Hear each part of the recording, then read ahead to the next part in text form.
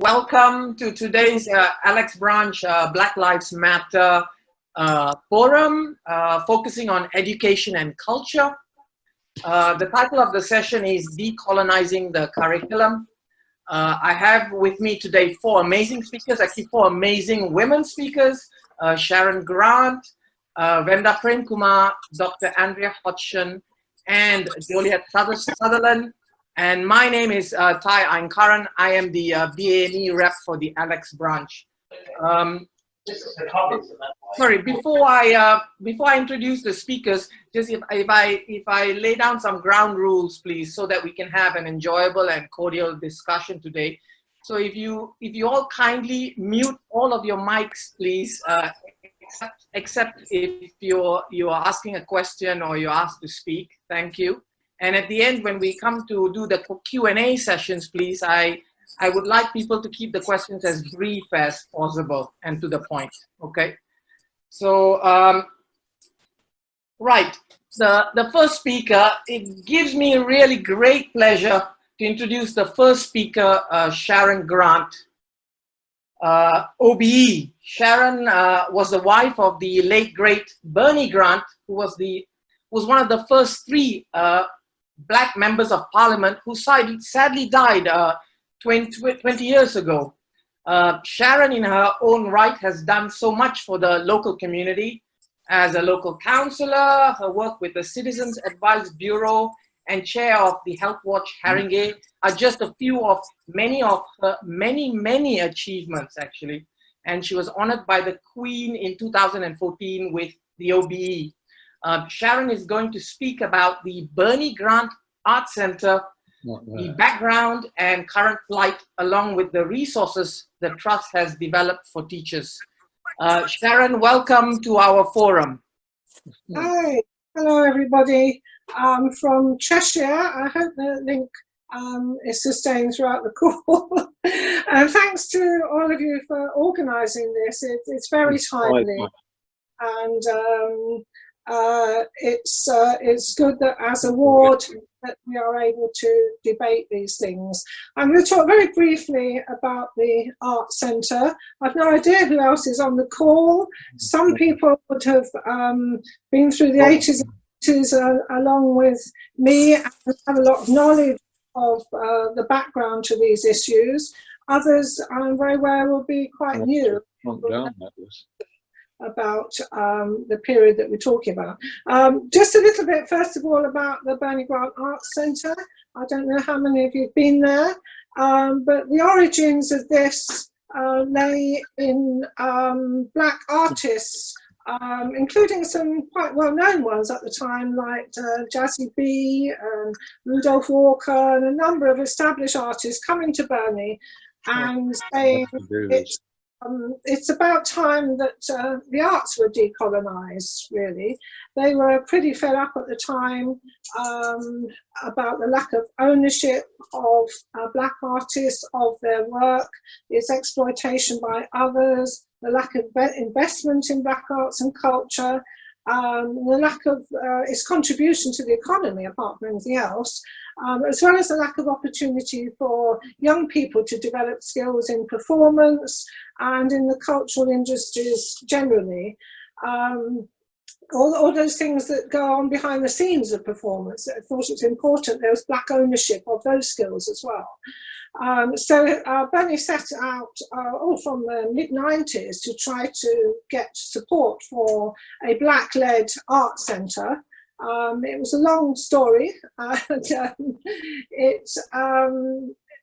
it wasn't achieved until sometime after he died. And none of us were committed. By that time, he's persuaded an awful lot of people, particularly the Millennium Commission and the Arts Council and others, that such a centre was important to have. Anyway, we persisted after Bernie died, and the centre eventually opened in 2007. And if you've been there, you'll know that it's not a village hall. It's a proper state-of-the-art performance centre with various studios and spaces, and also importantly, a range of business development units at the rear of the centre, because part of the whole idea was to encourage the development of cultural industries led by black artists, etc. Anyway, I mean, it's been quite a rocky road since the centre opened, I have to say. Not least because we opened in 2007. If you remember, there was a recession in 2008, which meant that all the funding, the basis of the business case, was slightly undermined. However, I think recently we've had quite a change of fortunes, not least because of the leadership of Hannah Poole, who's now the Artistic Director and Chief Executive.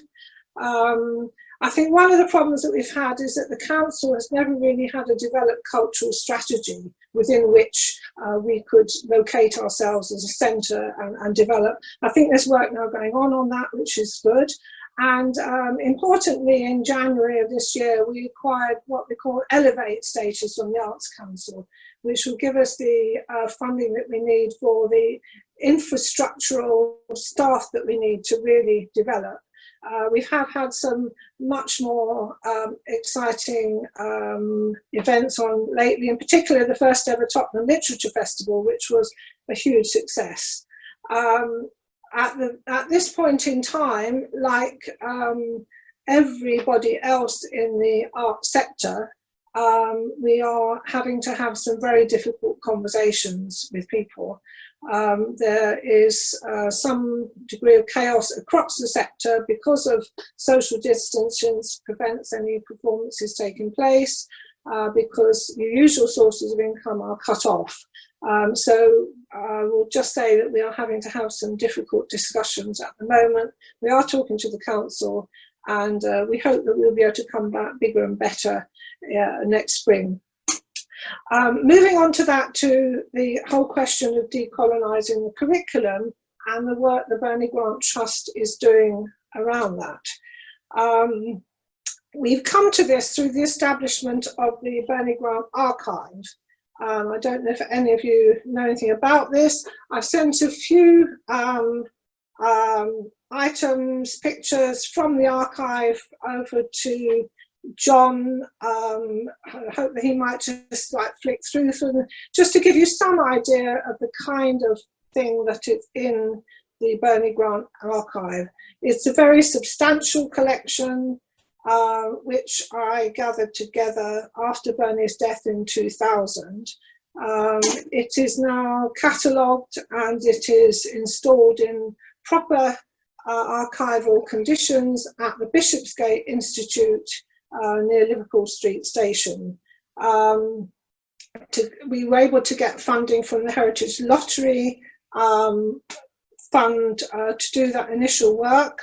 And I would also emphasise that the archive is certainly not just all about Bernie by any means, but because Bernie was involved in almost anything around race, any issues, scandals, controversies or whatever, for a good 20 or 25 years, it's possible to really get insight through his story and through all the material that we collected together in the office, quite an insight into what was going on around race over that period.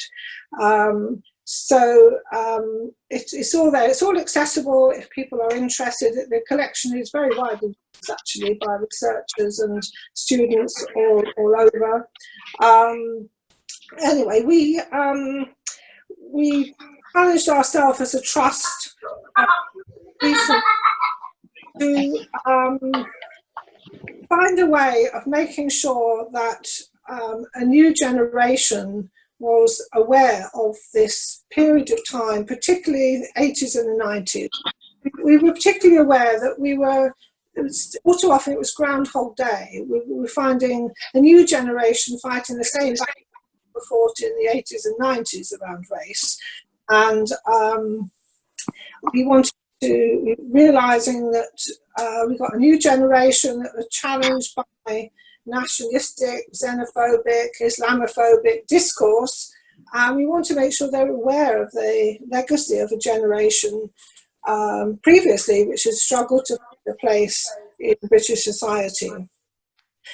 So we put in an application to the Heritage Lottery once again in 2018 and were successful. And that involved a number of projects which involved young people spending time at the archive and using the archive for a range of purposes. And it was part of that project that the most important part of the project really was to develop educational resources for the national curriculum using the archive. We had a number of themes that we wanted to illustrate in this project. First of all, we wanted to ensure that the reality of life for Black communities over the 80s and early 90s in particular was illustrated, what things were like so far as housing was concerned, education, policing in particular, that there was racism in employment as well, and there was an awful lot in the archive which illustrates just those points.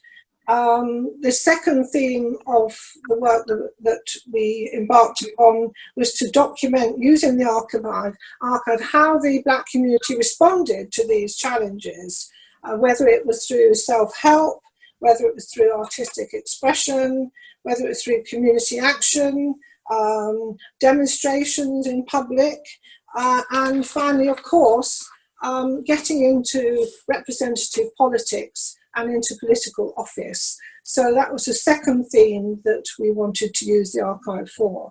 And thirdly, the other theme was to look at the role of leadership, particularly in marginalised communities, what it meant, the personal qualities that people needed over that period, the risks they faced and the challenges that they faced. Not least in this whole business of the transition from community leadership to representative politics. Looking at that, and in particular at the part played at the media in obstructing that development. So these are the themes of the that we wanted to illustrate in the work that we did. And I don't know whether John can now show you the little PowerPoint that we've prepared just to explain what the educational resources work is all about. You need to go back to the first slide, I think, if you could, John. Yeah? Got the first one? No, that's the one with the 4 circles. The next one, please. Okay. So in trying to develop these teaching resources, we basically laid down 4 principles. First of all, we wanted to give people the opportunity to learn about the recent past so that they could better understand the present, whether that be an understanding of the history of stop and search or being able to put the Windrush scandal in its proper context or whatever. Secondly, and importantly, I think, because there are arguments about this, the work that we've been doing recently was not necessarily intended to change the curriculum, though we do support the cause of people that want to change the curriculum, but we felt that this would be an awful long process to actually change the curriculum, although that may happen in due course. We wanted to show how you could use the existing curriculum to actually include the experiences of Black communities as a matter of course in everyday teaching. Thirdly, we wanted to make sure that the project produced learning resources for schools that would actually be used. We were very aware there's an awful lot of resources out there which are actually not used and very difficult to use. So we wanted to make sure that the resources were easy to use and would leave teachers with no excuse really, but to ensure that the Black experience was included in whatever they taught. So moving on to the next slide, if you would, John. We started out by doing some research. We consulted with an awful lot of teachers. Well, I didn't, the consultants that we used did the consultation, and talked to them about what sort of material they would use, We looked in great detail at the national curriculum and at the requirements of exam boards, particularly, which can be, as I think many teachers will know, quite a limiting factor. What we found from doing this research was that most teachers did want to introduce the Black experience and stories and narratives related to that into their work, but the teachers didn't want to be told how to teach. They wanted to magpie material. They wanted to be able to pick out stuff themselves that were relevant to what they were going to be teaching imminently. Finally, as I said earlier, we found that the curriculum as it is, although it's imperfect, there are many opportunities that exist to actually build in the kind of material that we are looking at. Moving on to the next slide, what we've produced is a system which enables teachers to use items from the archive in many ways, either by subject, by theme, or by key stage. They will be able to select an archive item which will take them to contextual information and then other items that are in the archive. And the archive item that they alight on will have a description of the project, links to similar items, information as to how it can be linked into the curriculum, and information as to how it links to the present day. As an example of that, very quickly, moving on to the next slide, I don't think this link actually works, but what ought to be there is the piece of video that some of you will have seen, in which Bernie, in one of his last appearances in Parliament, asked for an apology for slavery and colonialism from Tony Blair. So what would be available to teachers with that video, he didn't actually get the apology that he was asking for, as you may know, but Tony Blair did decline the invitation, but he did acknowledge the contribution made by former Commonwealth subjects to modern Britain, and did note the commitment of all parties in the House to a multi-ethnic Britain, and demonstrated how far the country had shifted from the hostile reception of previous years. And you could then talk about how the Windrush scandal is affected, that is linked to that, and thus bringing the whole story up to the present day. And you would then be able to go into the next slide, John, to go to a particular history A level, getting deeper into a particular exam, board requirement, etc. So that's just an example of how it would work. And we have made a small start using this model, using a very few of the items in the archive. And the current state of play is that we're trying to raise further funds. This is quite expensive work, because particularly the business of linking the archives to particular key stages and aspects of the curriculum. And we want to go on and do a lot more using this particular model.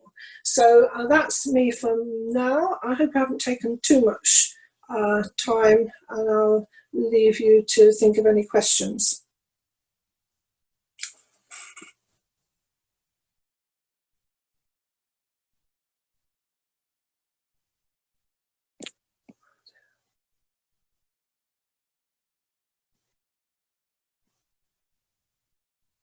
Sorry, I forgot to unmute myself. Sorry. Thank you, Sharon. That was a great overview of the Bernie Grant Art Center and the archive.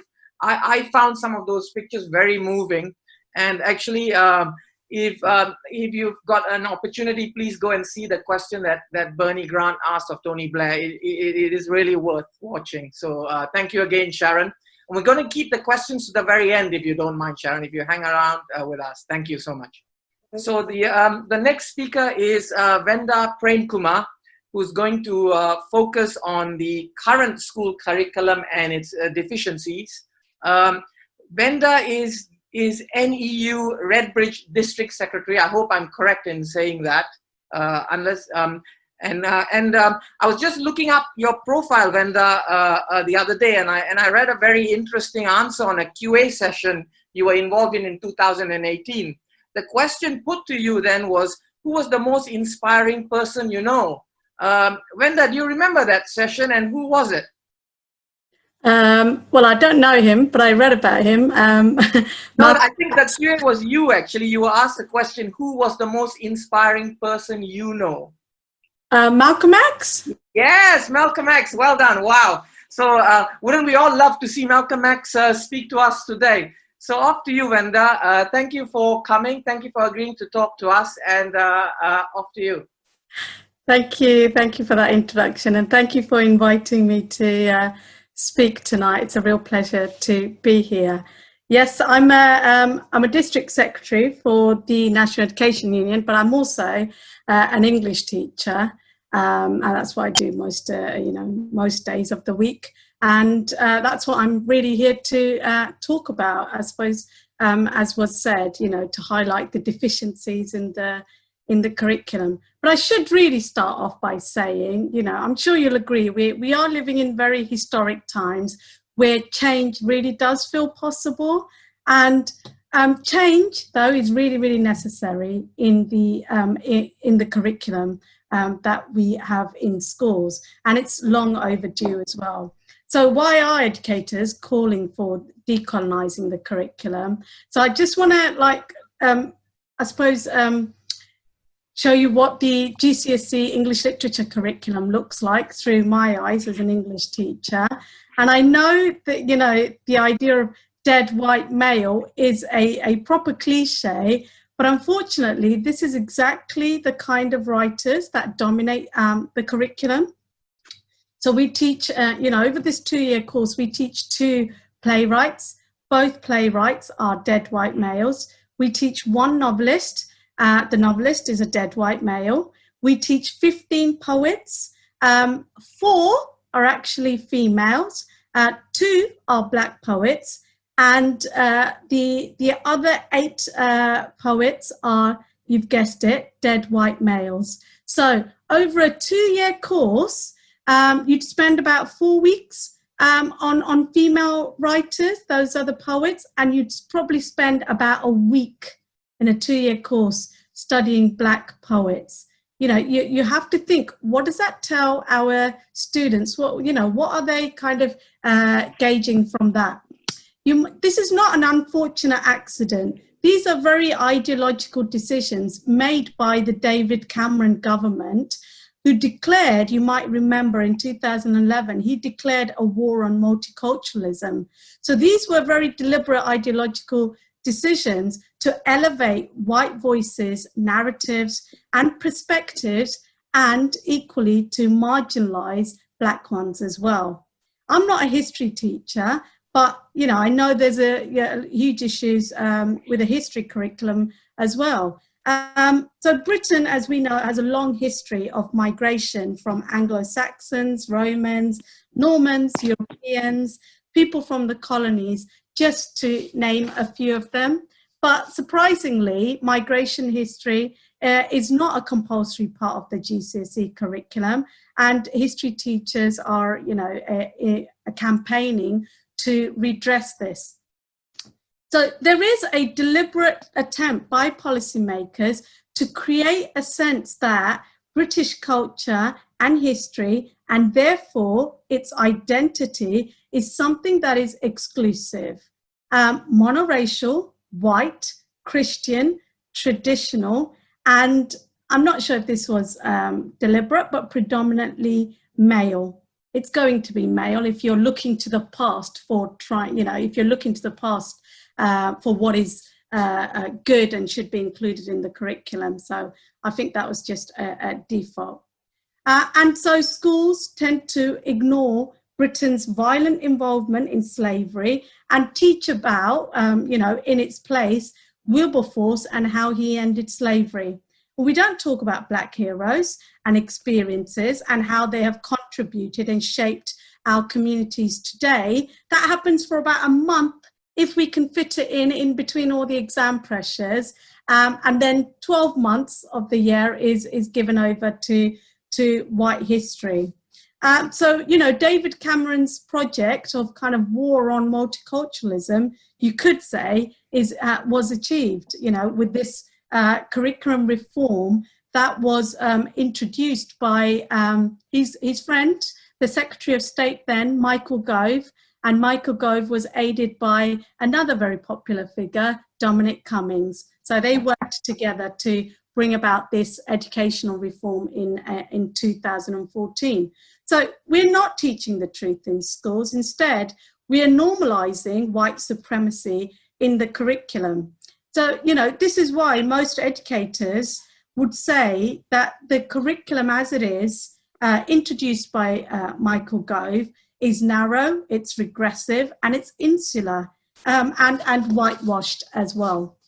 So this is why, you know, there's a big call to decolonize the curriculum. It's fantastic to see the Bernie Grant charity doing the work that it does, because it's so needed. As you can imagine, this raises a lot of problems, this curriculum as it is. Firstly, our Black students are internalizing the idea of white supremacy and Black inferiority, or Black as otherness. And equally disturbing, I'm sure you'll agree, is that our white students are also being socially conditioned into thinking this. Second problem, I would say, is that the curriculum doesn't reflect the lives of our students living in a multicultural, diverse and modern Britain. So even though our students are actually global citizens of a 21st century Britain, you know, our curriculum is kind of looking to the past for inspiration, to dead white males. You know, there's a complete mismatch and a disconnect. Another problem is, I'm sure, you know, you'll all be aware, there is a rise, and be concerned about the fact that the rise in far-right influence and politics across Europe. In Britain, this is mostly within communities that have never come into contact with a Black person in their life. And a diverse curriculum that celebrates Black heroes, achievements and contribution is just the perfect antidote to that, I would say. So introducing students to a plurality of experiences can only be beneficial to students living in monoracial communities, but equally it can be so empowering for Black students to see their own identities and cultures reflected in the curriculum, because they feel validated when their identity is being normalized. I remember when I was doing my A-level English literature, this is before Cummings and Michael Gove and David Cameron got their hands on the curriculum. Our teachers were very culturally sensitive. I remember reading novels, short stories by R.K. Narayan, a Tamil writer. He writes in English. I was reading about women in saris, wearing flowers, going to temples. And I was just, you know, I was mesmerized and secretly so excited to be reading about people like me or from my culture. And it was really a very thrilling experience. But it was so much more than that. It was a very transformative experience because it normalized me, my experiences, my background. I remember that lesson, you know, it's deeply imprinted in my memory because it meant so much to me. But that's not what is happening in schools now. And so, you know, finally, another issue, you know, with the curriculum is it doesn't allow us to deal with slavery and empire honestly, and in the way that, you know, like it doesn't happen in wider society anyway. But the legacy of these two historical events and the way they contribute to contemporary inequality is very difficult to ignore. So BAME communities are 4 times more likely to succumb to COVID-19. 50% of BAME households live in poverty. The criminal justice system, as we know, is prejudiced against Black males who are routinely racially profiled by the police. So, you know, those things, those problems have continued over generations and generations because we haven't dealt with these issues. And that was you know, pointed out by the last speaker as well. So unfortunately, the truth is that our schools aren't exempt from these kind of structural racial inequalities. Our schools aren't safe havens, and it's not just the curriculum, it's also this kind of mentality of white supremacy seeps into whole school practices as well. School exclusions data shows that African Caribbean children are 4 times more likely to be excluded from schools. That is racism, you know. Uniform codes, they target black children. Afros are, you know, you might have seen them in newspaper headlines. And in my own experience, Asian boys' hairstyles are constantly targeted, as apparently they have gang associations. But you never get comments on, you know, this white child whose hair is like Boris Johnson's. It's really messy. It's, you know, their face can't be seen, but no one ever comments on that as not being smart. You know, that's just seen as eccentric, idiosyncratic, you know, having a personality. That's racism, isn't it? Teacher predictions are, you know, teacher predictions for exams show that black students are routinely under-predicted. So, you know, black students actually do better in exams than what teachers thought they would do. And, you know, where is that coming from? That's unconscious bias at work. You know, it embarrasses me to admit it, but it's there. Black students get racially stereotyped all the time. And this is me hearing and listening talks from my colleagues. You know, we teach I've lived in London all my life. I teach in a London school, urban school. But, you know, I hear colleagues describing Asian girls as passive. I hear black girls being described as aggressive, black boys being described as intimidating. The problem with these things is students, you know, when they're young, in their formative years, they tend to internalize these things. So what a teacher thinks of you you know, you start to believe those things. So if a teacher doesn't think you're very smart, they think you're not very capable, they think you're passive, you know, that impacts on how you see yourself. If a teacher doesn't have a belief in you, you tend to not have a belief in yourself. And black children are also treated as if they're culturally deficient. And by black, I'm kind of using the political term black to mean Asian and minorities and non-white. So teachers are encouraged to view culture as, you know, with kind of middle-class activities. So we think of the theatre, going to the theatre, classical music, reading classical literature, all of that is culture. And therefore they kind of then see black students as being deficient. And so there's this real lack of appreciation for the rich culture that black students will bring to the classroom. I heard one teacher in a meeting the other day, head of English, bemoaning the fact that all these students during lockdown, all her students are at home speaking their home language. And she was, you know, she was really upset about that. They're losing their ability to speak English fluently. And I just thought, bilingualism, you know, surely that's what should be celebrated. And how many parents, black parents, are really upset their children can't speak their home language properly? So, you know, I don't think it's a surprise that the school system enables privileged, and that is the white middle class students, to do well. They routinely do well in exams. That's not a surprise. Black students are disadvantaged because, you know, the truth is schools currently, they function to perpetuate the inequalities of our society.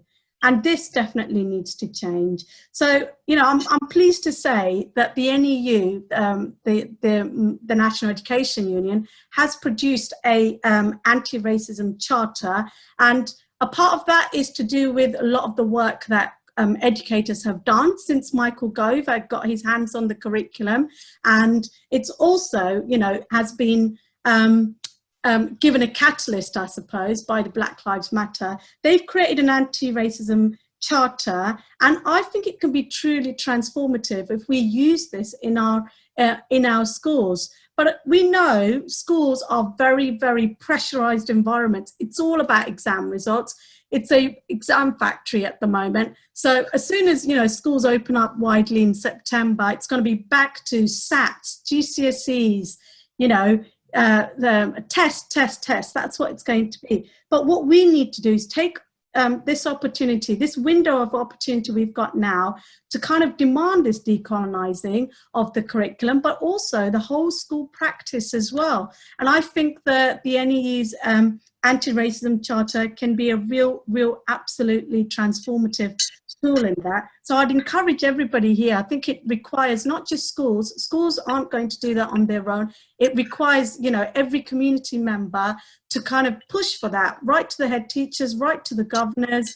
Have it, you know, this needs to be a discussion at local authority level with councillors about the, you know, what are schools doing to decolonise, and what are schools doing to create, to adopt a very consciously anti-racist approach. Because, you know, if we have schools that are currently practicing, you know, overt and covert racism, we need to adopt a very deliberate anti-racist approach. And, you know, that's my message to you today, really, is there are tools out there, and I think that the last speaker made me really excited. I'd love to go and look at those resources, but as community members, I think we also need to be pushing our schools and, you know, the local authority, and getting in contact with head teachers is where this needs to happen. Thank you. Thank you so much, Venda, for all your passionate discourse today. I was really excited by your speech. I'm also, it was very nice to hear R.K. Narayan. I grew up with the Malguli tales. I think that is something that should definitely be in the curriculum. So kudos to you. Thank you for bringing that up. The next speaker is Dr. Andrea Hodgson, who is a fellow comrade from the Alex branch. Andrea is a historian and educationist and has been a very vocal activist. She has recently been leading a local campaign highlighting the plight of the Windrush generation. Andrea is going to talk to us about decolonizing the public curriculum. Andrea? Okay, thanks, Thay. I agree with Venda. It is a really exciting time to be talking about this at last and feeling that there is a window here. And I think it's really great to be hopefully saying things that chime with what you've just said, and also some of the things that Sharon has been saying as well about this war on multiculturalism that there has been. And that's what I'm going to talk about, this relationship between what history is learned at school and this wider public or popular curriculum. As Venda was saying, when the national curriculum was reformed in 2014, some teachers thought, oh great, you know, Govan Cummings had stripped out a lot of content because history teachers were burdened with a lot of content. But the real downside of that was how it became very British centric. To quote its first aim, a history of these islands, which really does have shades of Our Island Story, which was published in 1905. So what can this mean? Not all schools, but what can this mean in practice? So infants at Key Stage 1, they learn about what they call recent changes, but they should significantly relate to national life. It's only suggested that you might learn about Mary Seacole or Rosa Parks, but you might as easily learn about Queen Victoria or Elizabeth I. So up to about the age of 6 or 7, many children will know little or nothing about African, Asian or Native American civilizations. And it doesn't really improve when we get to junior level or Key Stage 2. They race through from the Stone Age to 1066. And then it's statutory to learn about an ancient civilization, such as the Egyptians, and also ancient Greece. And then they study what is termed a non-European society. They choose between the Mayans, Benins, or early Islamic civilization. But those very terms of reference show colonial assumptions at work, because non-European, like the phrase non-white, takes white or European as the standard. And since early Islamic civilizations spread in Spain from the early 8th century, what do they mean exactly by European? So as many schools probably study the Egyptians, very popular, and the Mayans, again, by the end of primary school, quite a few, many, will still know nothing about sub-Saharan African or Asian civilizations. So do things get better at secondary? And Venda has touched on this. History is only an optional subject at GCSE, and a recent study found that the combined pressures of EBAC and the fact that the GCSEs are a bit harder have meant that fewer students from poorer socio-economic backgrounds are taking history. And history is very valued as a GCSE by universities, so we know that it promotes social mobility. So this matters if fewer students from Black and minority ethnic backgrounds are taking it. Also, as Venda was saying, the exam itself rarely offers topics outside a white Eurocentric perspective. So it doesn't speak to Black students, and it normalises whiteness for their white peers. Only one board, AQA, offer a unit called Migration, Empires and the People. That includes imperialism and the scramble for Africa. So students can take a critical look at Cecil Rhodes, but only 8.3% of schools take that unit, compared to 74.5% which take the alternative unit on health. So because history GCSE is optional, the majority of students finish their history education at 14, which I think is shocking. This means that what is not taught by that point is very important. So the curriculum there covers 7 units, 5 of which are British history, from the Normans up to 1745, and that tells you everything. So by the age of 15, students are often tackling an 18th, 19th century British history unit called Ideas, Political Power, Industry and Empire. But even here, the slave trade and the development of empire, with India as a case study, are only suggested examples, none of it statutory. Even the supposedly called World History Unit allows schools to choose a European focus such as Russia. And then the final 20th century unit called Challenges for Britain, Europe and the Wider World similarly has, except for the Holocaust, no statutory content, such as you would think the obvious topic of British colonies gaining their independence, but no.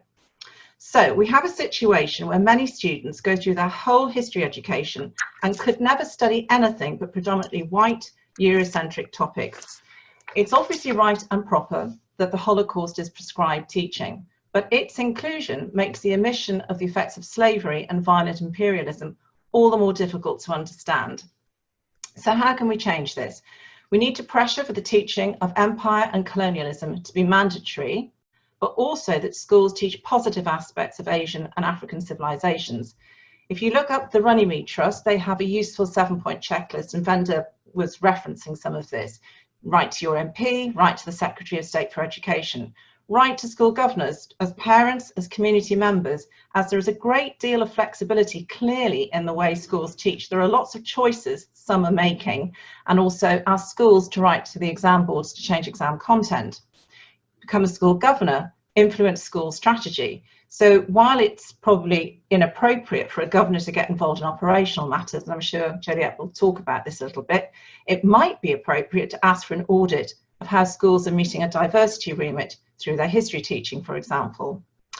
The Runnymede Trust also stresses sharing resources, and a great deal of this is already happening across schools within the NEU, and there are just loads of Black-led education initiatives such as the Black Curriculum, Justice to History, obviously the Burney Grand Arts Archive, the Migration Museum, fantastic resources, no excuse anymore.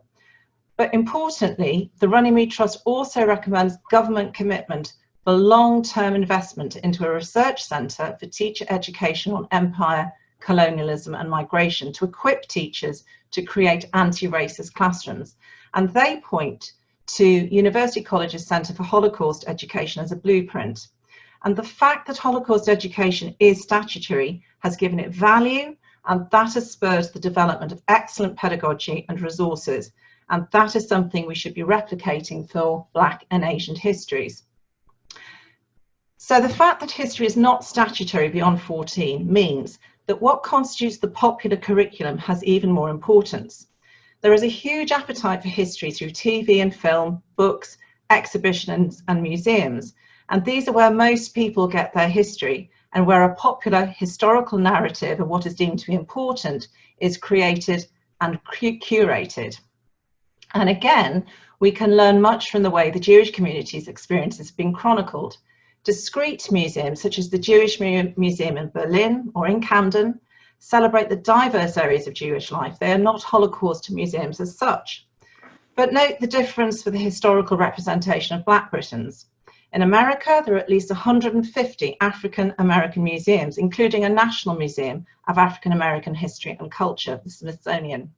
The lack of similar institutions here is both striking and disappointing when museum trips are such an important way of engaging students and supporting teaching. The Black Cultural Archives in Brixton described itself as the only Black-led national African and Caribbean heritage centre. Clearly, there is an urgent need for more. So with such a dearth of standalone spaces celebrating Black and Asian histories, the second way of addressing the popular historical narrative is to decolonise the museums that we already have. The V&A, for example, states on its website that it, quote, has collected African objects since its inception, brackets irony, and has been active in representing African heritage, giving prominence to projects related to Black identity in the UK. But this clearly fails to acknowledge its role in the continuum of colonialism. They also sidestep the issue of restitution by a rather weaselly promotion of what they call exchanges and training between museum collections. The British Museum is also dragging its feet on restitution. It has agreed to return to Nigeria the Benin bronzes ransacked by British troops in 1897, but only some of them and only on a temporary loan. But what is telling is how the museum chooses to exhibit these artefacts on the basement floor of an annex next door to the main building, which houses all the classical history, Romans, Greeks, Egyptians, Anglo-Saxons.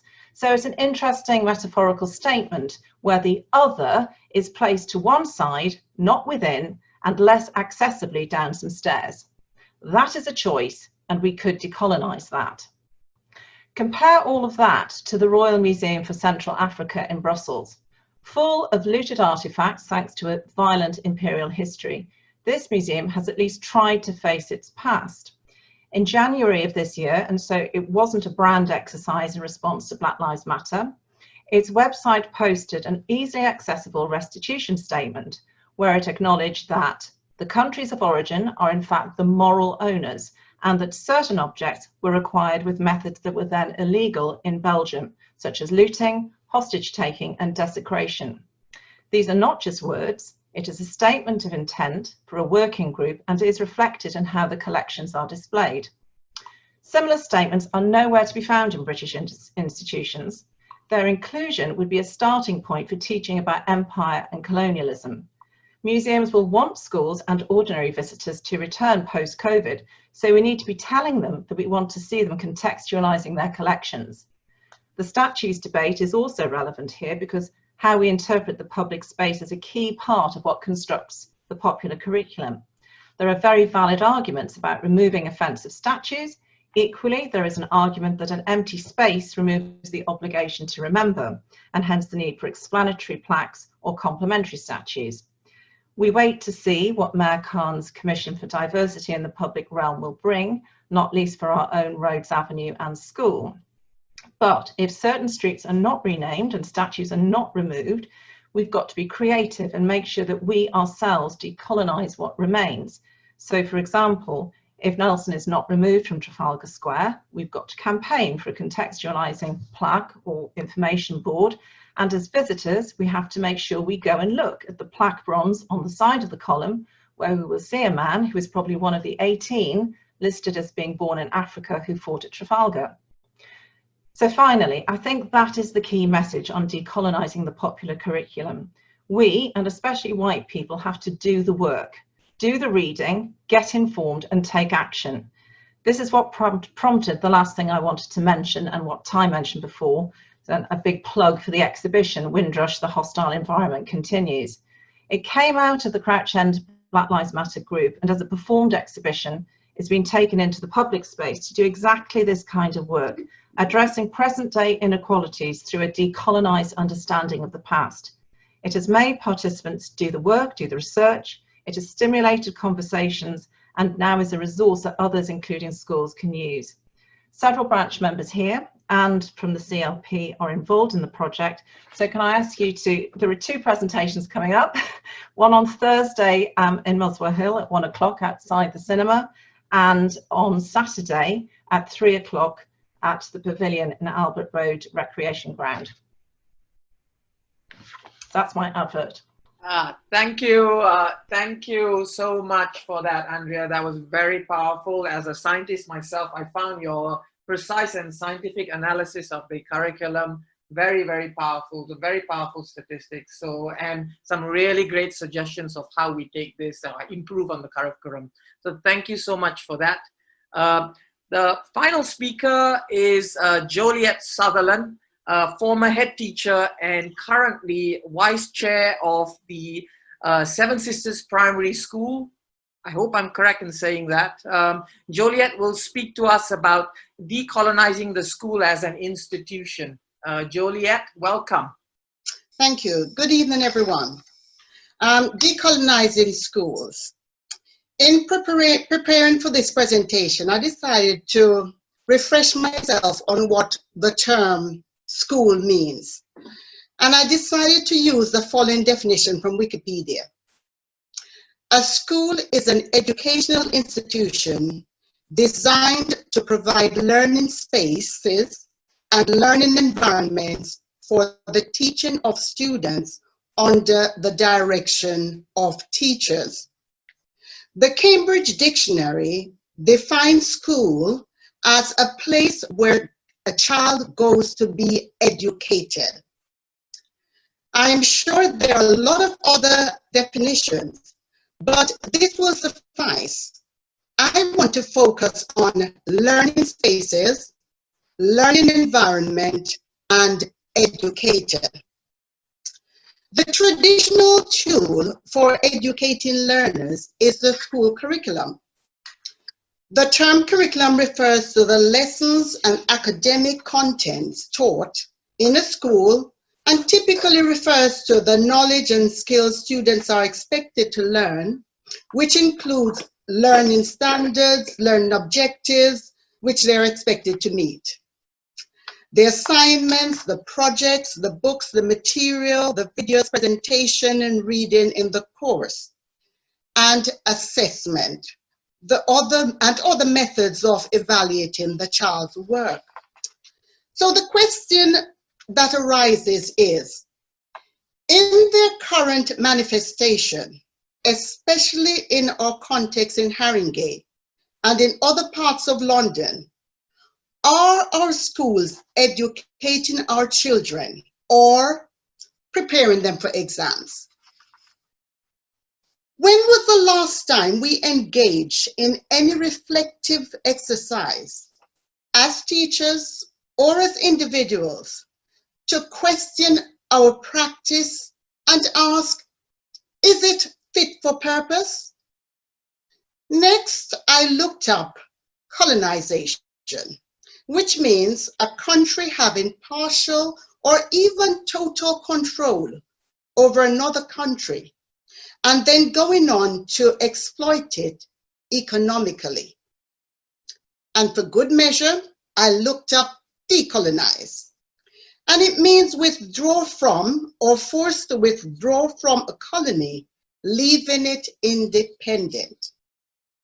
Decolonize is the process of undoing colonizing practices. In education, it means confronting and challenging the colonizing practices that have influenced education in the past and are still present today. It is about making the curriculum relatable, bearing in mind the curriculum is both formal and informal. Decolonizing the school, therefore, requires us to do three things. First, to look at our shared assumptions about how the world is. It asks us to question the impact of colonization in history, economy, and cultural representation. Second, it asks us to think about the implications of a more diverse student body both in terms of pedagogy and achievement. And third, making BAME public and historical figures more prominent and BAME artists seen and heard. If you accept these three things, then it might be worth asking who will do what and when. Who will do the teaching? 2, what is the mindset of those who teach? 3, what will be taught? And 4, when and where is the teaching taking place? Let me unpack those questions for you. First, who will be teaching? This question takes us into the environment that we create. I remember my first geography lesson.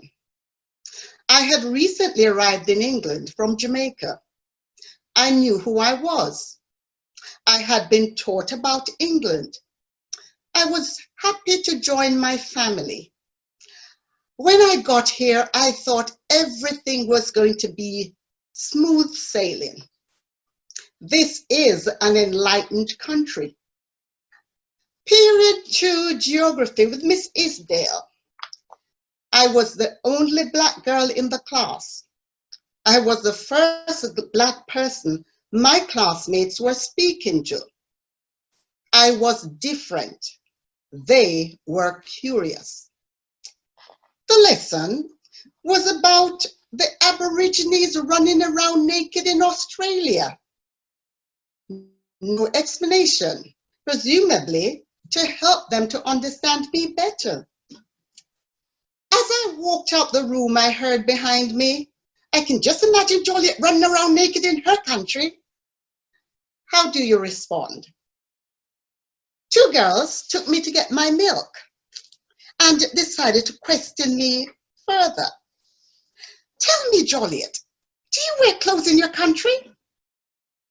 I tried to set them straight, but they didn't believe me. So where did these girls get their view of the world from?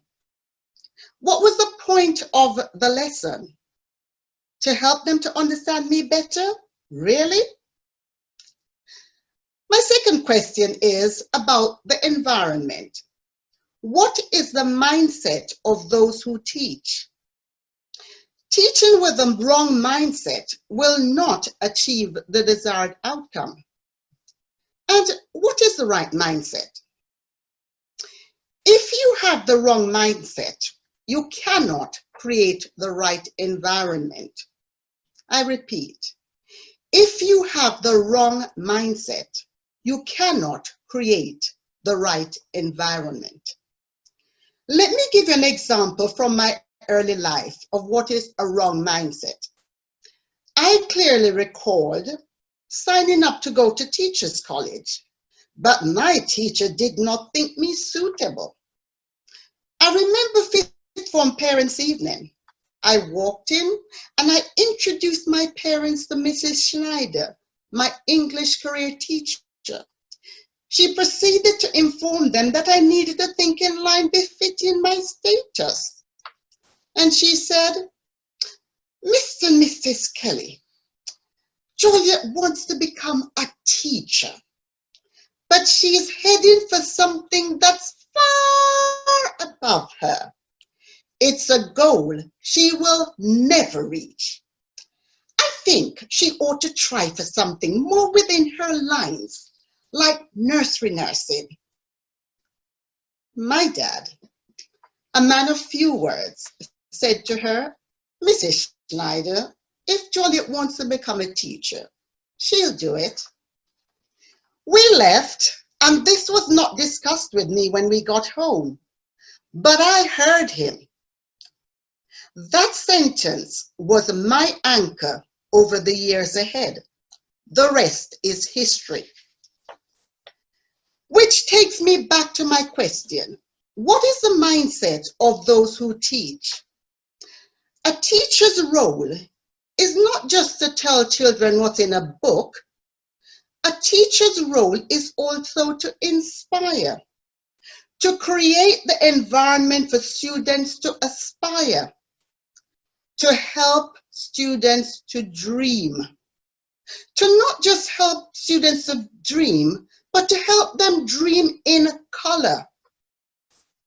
We have moved on, but the more things change, the more they remain the same. People are traveling abroad, going on holidays, but the mindset has not changed. How often do you hear people complaining that they went to this foreign country and they didn't even speak English? What's that about?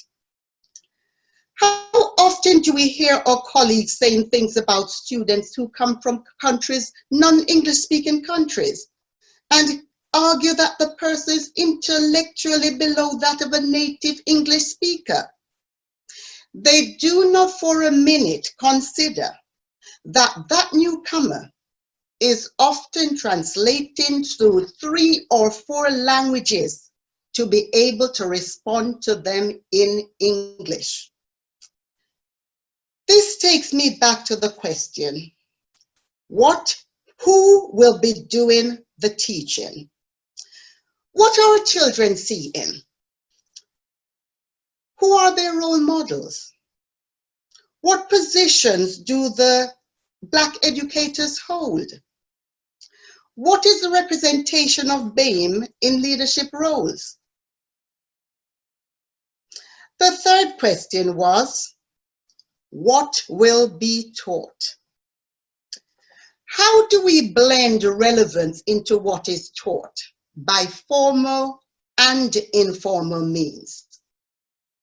We need to teach our children about their history. We need them to know that they had a history before slavery. Tell them about the kings and queens of Egypt and Ethiopia, and the civilization of Great Zimbabwe, and the university in Timbuktu, which existed long before Oxford and Cambridge, etc., etc. But even beyond history, they need to be taught about the technology which impacts our lives, such as who invented the traffic light. Do you know? It is a Black man, Gareth Morgan, in 1923. Do you know the name of the woman who did all the maths to put man on the moon? Her name is Mary W. Jackson, and NASA recently named DC headquarters after this hidden figure. Who are the relevant Black figures in the UK? Can we name them? Think about that. My point is about the informal curriculum, the environment, the learning space. They need to see successful Black people. Hence my question about the makeup of the leadership in our schools. Let them learn about present day successful people who look like them. You see, the curriculum is not just about learning things to regurgitate in an exam.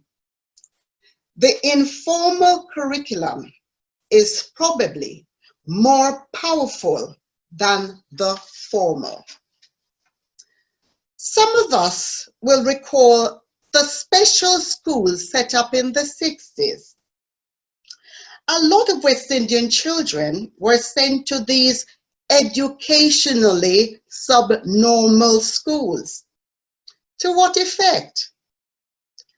The test which was used was very English. You show a child a tap, and the child has just come to live in the UK. And you say to him, what is this? He answers, a pipe. You say, wrong. But that's what they call it in Jamaica. By the way, an American child would have said a faucet, but the response would have been different Some would have even frowned at the accent. But I digress. The conclusion was that the Jamaican immigrant child needs to go to a special school. There he will be taught to get along with others and taught simple arithmetic and to follow instructions. This will certainly qualify him for a job in the factory. Why do boys who go to Eton succeed? Why are the most successful people in the UK white males? The answer is that they are educated in an environment which tells them, just say the words, I went to Eton, and doors will magically swing open. They learn, you are born to lead. It's all about the learning environment. Today, young black men have unanswered questions, or questions that have been answered by people with the wrong mindset. So they become bored or disruptive and end up being excluded and go to the PRU, learning environment, learning spaces. So to bring this short presentation to a close, I remind you of my understanding of decolonizing the school. And I said it means confronting and challenging the colonizing practices that have influenced education in the past and are still present today. It is about making the entire experience relatable. I asked and opened on 4 questions. 1, who will be doing the teaching? What is the mindset of those who teach? What will be taught? And when and where will the teaching take place? So from the points raised, you can see that this decolonizing thing is not just about race, it's about gender and perceptions and other things which disenfranchises different groups and which starts in school. I close by saying that we all have a stake in re-engineering our schools to make them suitable to the needs of modern Britain. What if we all come together and join up the dots to build a school system which gives a first-class opportunity to all? What if we did that? Decolonizing our school is just one element of what will make Britain a more dynamic, enterprising, and prosperous place with a powerful, modern, and strong economy which works for all. And the time has now come to do that. Thank you. Thank you, Joliette. Wow, what a wonderful way to end the 4 great speeches. That was really insightful. And thank you so much for sharing your personal experience. I found that really, really powerful. We're going to come to some Q&As now. How I'd like you to do it is to raise your hands, those who want to ask questions. And can I please this is a plea, please. Keep your questions brief, and I would like actually all of the panel to kind of take turns answering those questions if we can. Okay, so can I have a show of hands, those who want to ask some questions, please?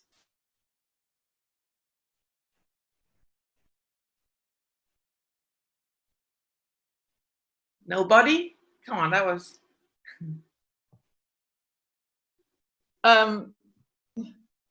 Oh, hi.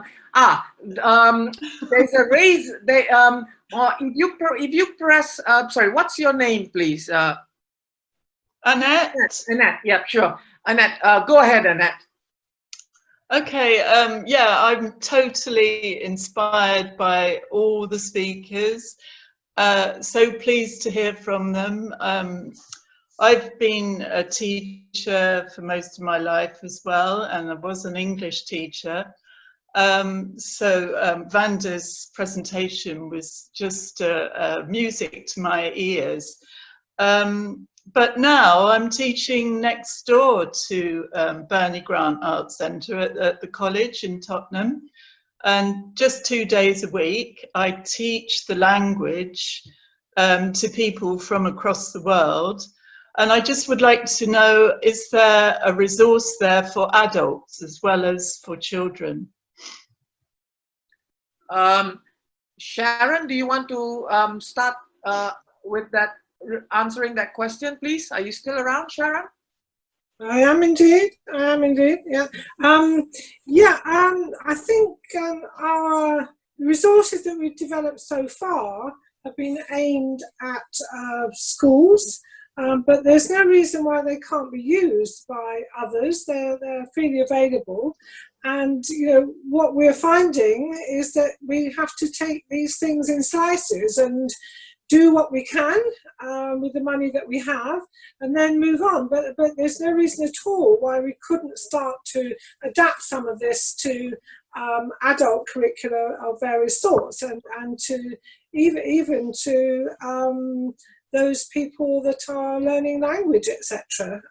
There's all sorts of permutations to this. So all ideas gratefully welcome, and all donations gratefully welcome.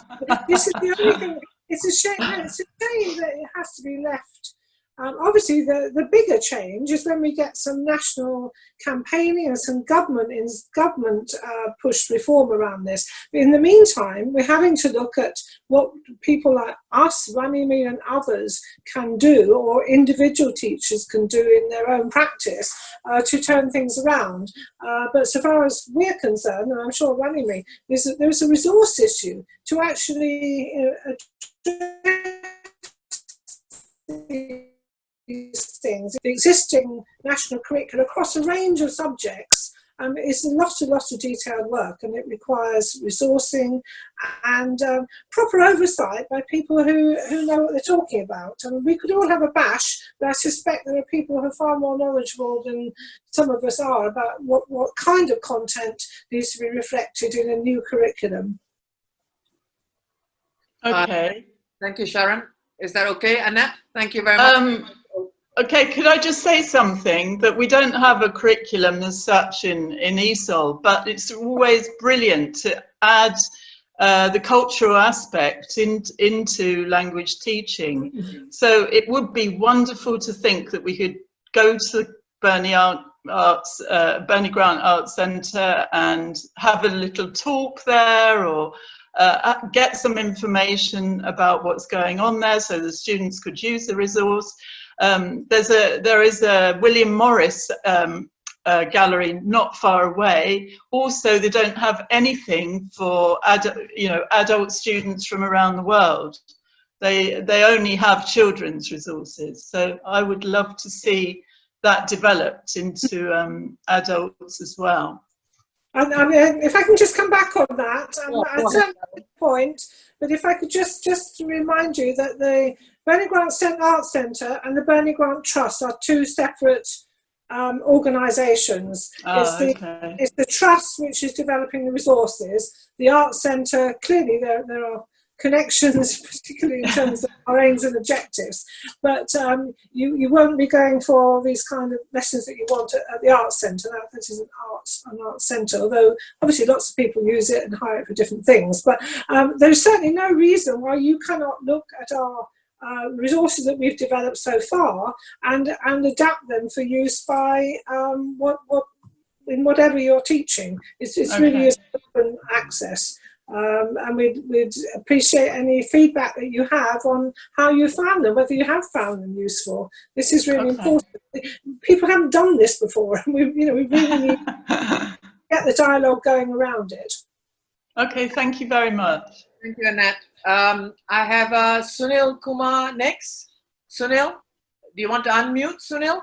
Yes, I have. Thank you. Thank you, everybody. It's been a fascinating hour of conversation. And I think I agree with a lot of what's said about the systemic and the structural issues around the curriculum in the schools, including exam boards. I teach at a Russell Group University, and I feel that the feeding of students from schools into universities and from universities into the labor market is all again about brands.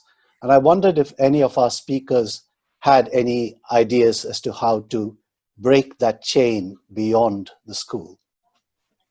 Thank you, Sunil. Maybe I'll start with Venda. Do you want to come on that? And then maybe some of the views of the others as well, please. I can try. I think I agree. I think the elitism in education is abhorrent. How do we overcome that? How do we challenge that? It's so deeply ingrained, isn't it? I'm assuming you're referencing how the reputations held by, you know, certain schools and certain universities and the kind of, you know, inherent elitism. Is that what you're referring to, Sunil? I just want to... Yes, I think the elitism of say Oxbridge or the Russell Group universities, and the same with schools, the point that Joliette was making earlier. Yeah, I mean, I think there is, I mean, I think I can only point to a problem and an issue. I think I can only kind of confirm that's a problem and an issue, because it is so deeply entrenched in it, isn't it? Really, it's very much a class issue, really. In our schools, it is, most of our schools are, you know, kind of glorifying Oxbridge entrance. And it is, you know, there's this real sense of competition as well. Our schools are competitive and they promote competition. And, you know, unfortunately, we tend to be, as educators, we tend to be complicit in that system as well. You know, you've got to kind of get into this rat race and kind of, you know, promote these Russell 20 universities and elite universities. I personally don't hold those opinions, and I don't believe many people in my department, you know, we're the English department, we're kind of labeled the rebels. We always, as we promote, you know, as we kind of talk to students about universities, we equally, you know, we have this kind of inclusive approach. We kind of say, but that doesn't mean other universities are not good. I think individual enlightened, you know, academics and educationalists try to always take that inclusive approach. But unfortunately, you've got to recognize, and I'm sure you do, the system is corrupt to its core. You know, and so we are trying to work around a corrupt system when actually the whole system needs taking down.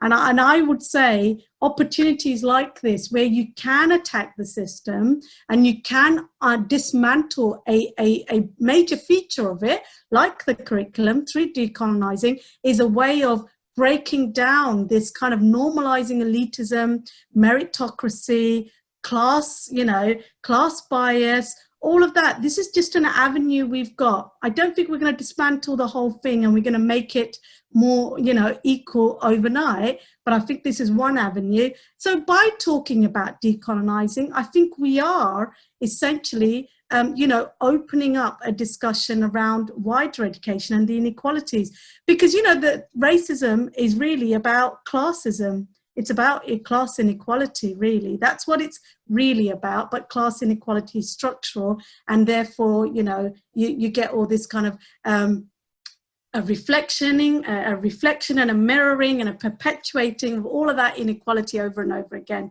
So I'm sorry, I don't, you know, I can't provide the answer. I can only confirm that it's a problem, but I can also say, you know, there's a will out there at the moment. There's a mood, there's an enthusiasm, there's a willingness, and we've got to capitalize on it, because it's unfair and it's wrong to let young people endure this curriculum and this kind of school practices for another generation, I would say.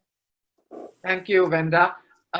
Can I have another opinion, please? There's still a few more questions. I want to get through as many as I can. Andrea, do you have some? Yeah, I was just going to come in on that because I found what that question interesting, and what Venda was saying interesting, because I've just been graduation is coming, or degree ceremonies are coming in the next couple of weeks or so, and I've just been helping a student who is Black submit his dissertation, and I was proofreading it, and it was a dissertation about the experience of Black students at university.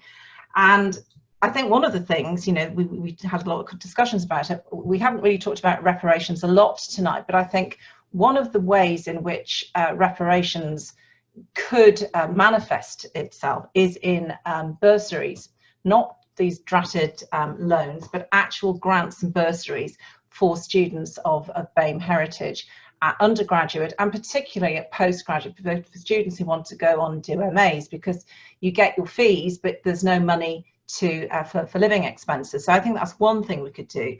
The second thing is shaming universities. We've started with this Roads Must Fall, but I think we need to take that a lot further. And Roads Must Fall is a kind of, you know, the physical statute, but actually it's about what's going on in universities in terms of their teaching. And what Joliette was saying about, we've got to get Black teachers into leadership roles in schools. We have to do exactly the same thing in universities. And I think it's really telling that this dissertation, which was showing how Black domestic students are monetized to sort of teach white students about what Black culture is on sociology degree courses, or to provide a kind of exotic global experience for international students and white students. The comment that comes back for what I thought was an extremely well written dissertation was a complaint about the language in the way this dissertation had been written. I just wanted to get a big black stamp and write racism all over that, because that, it just encapsulated the problem. A Black student who had exposed himself by identifying himself as Black, as the author of this dissertation, marked by a white academic who just didn't get the experience and didn't get the language that it was being written in. And I just thought, well, where do you go from here? Can I just quickly comment on what Andrea just said? Really quick, we don't have much time, and there's 3 more very quickly.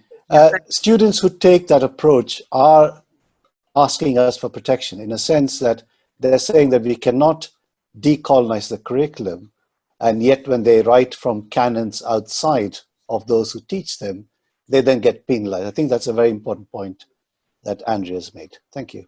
Thank you, Sunil. Can I take, I mean, we don't have much time. I'm going to take all 3 questions and then ask the panel. So Hussein first, please. Hussein. Can you make the question brief, please? Thank you. Hussein, you want to unmute, Hussein? Hussein? Yeah. Thank you, everybody. And just very quickly, isn't a bigger problem with the social sciences curriculum?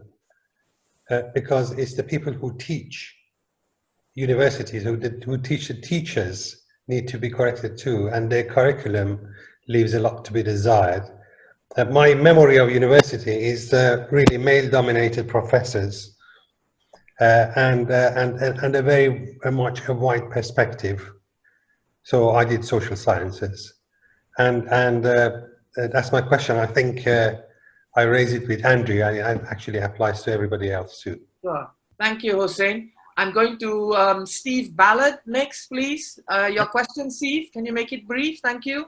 Yeah, I went to an engineering university. We weren't taught anything about morality. We were just taught to do whatever was necessary to make a profit. And it's that's causing the problem. Universities are there to serve the needs of the nation. It's all to do with making people, the rich, richer. And it's that mentality that's permeated, particularly perpetuated by Oxbridge, and I've just put up on the chat, you know, the whole British monarchy. You know, here we are, we're toppling over dead statues, but we're leaving intact the institutions that actually we're not addressing the key one, which is the monarchy, that says But we've always done it this way. It's always suited us, and therefore we're going to carry on killing you if you get in the way. So anyway, brilliant presentation by Joliette. Brilliant presentation by Joliette. Let's have more of that. Thank you, Steve. And finally, Guwen Hassan. Do you want to unmute, Guwen? Did I pronounce? I hope I pronounced your name correct, Guwen. Yes, very good. I believe we've got a case against the Department of Education. We've been deluded for generations. We've been not taught, particularly our history, in the correct format. It's been selective teaching. It's damaged generations of people, deluded people, glorified everything about the empire. And I believe, I'm not a lawyer, but it's damaged a lot of people. I think there's a petition, perhaps. We can get loads of signatures and demand that they look at this, because we've been lied to. Sure. Thank you, Guwen. I'm going to start with Joliette, please, if you don't mind, Joliette. I would like you to take some of these questions. Joliette, you there? Yeah, I'm there. Right, selective teaching. You're quite right. It has been selected because it was good for a certain set of people. And if you have a mindset that you are superior and the others are inferior, you're not going to see the other person's point of view. So even within the universities or colleges, you're teaching, but who are the people? Who are the people doing the teaching? What is their mindset?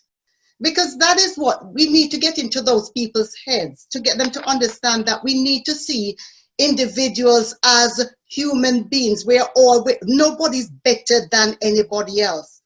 If we're going to try and educate just one section of the population because we think we're educating the superior people and leave the others out, we're not really helping modern Britain. We're losing part of our resources. There are a lot of very intelligent people who have not made it. I could have, if my dad had not been there, I would not have become a teacher. I rest my case. Thank you, Joliette. Can I come back to Sharon? Sharon, have you got some insights into these questions?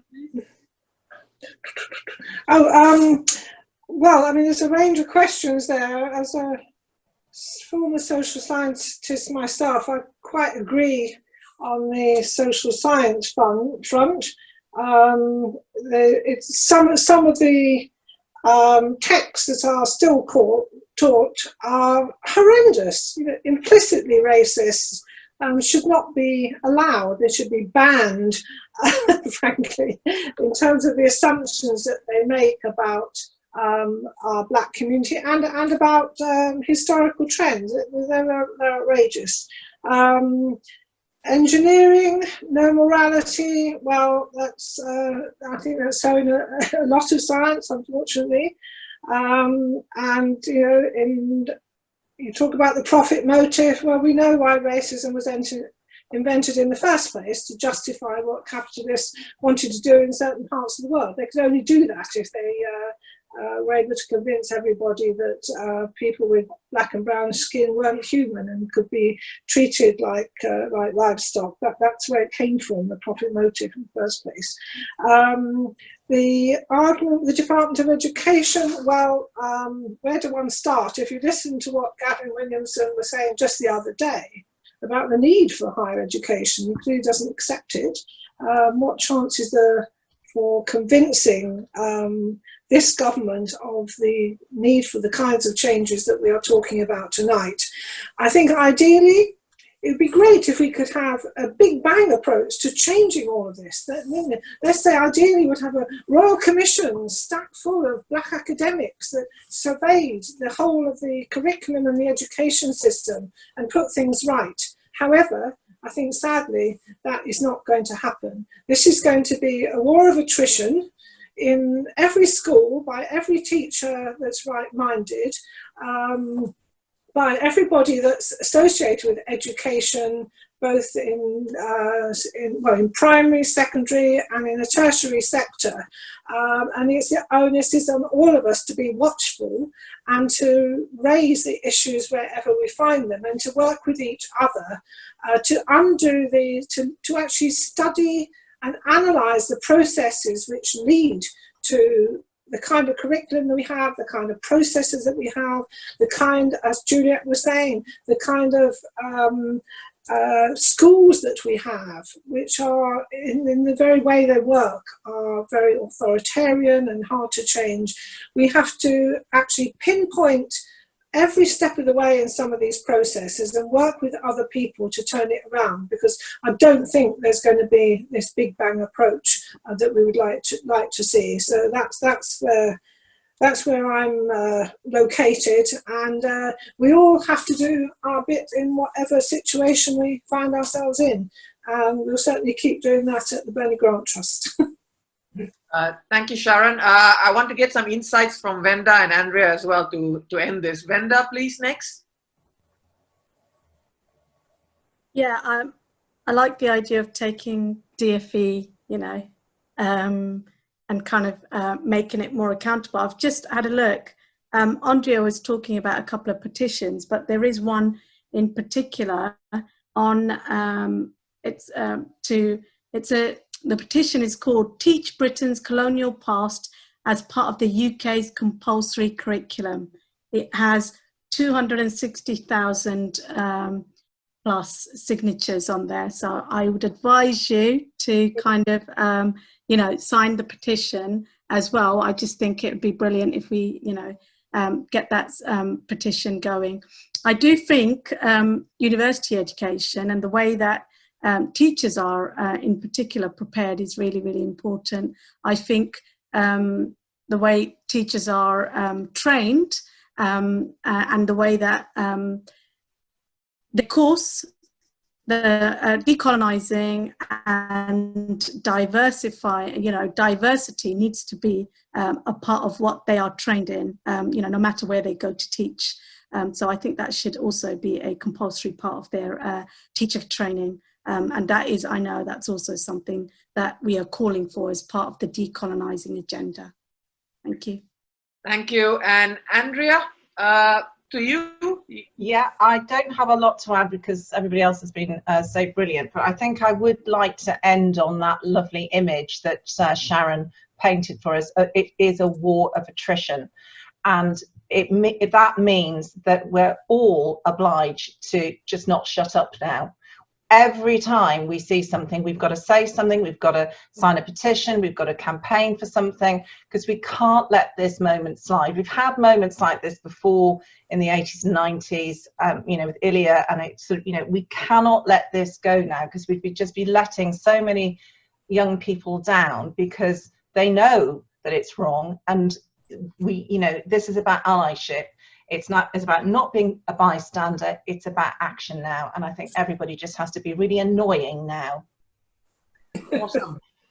Thank you. So thank you on behalf of the Alex branch and all the participants today. I want to thank the speakers for your wonderful contribution and your passion and your ideas. Hopefully we can take some of this and put it into action. Thank you. Good night and see you guys soon. Stay safe. Bye, everyone.